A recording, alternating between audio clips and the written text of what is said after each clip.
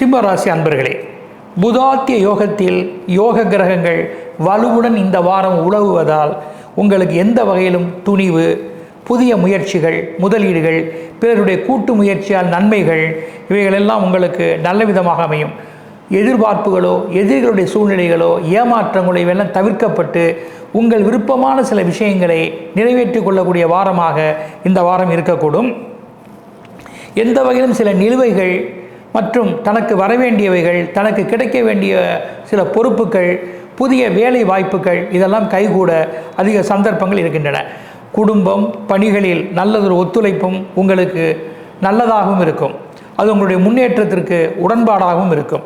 கடன் கட்டுதல், கால்நடைகள், வாகன யோகம், சந்தோஷ பயணம், குலதெய்வ பூஜைகள் யாவும் உங்களுக்கு மன நிறைவே. அதிர்ஷ்ட தெய்வம் சரஸ்வதி. நிறங்கள் சிகப்பு, பழுப்பு நிறம். வளம் தரு வாஸ்து திசைகள் கிழக்கு, தெற்கு. பணம் முயற்சிகள் கைகூடும் தேதிகள் 2, 3, 7.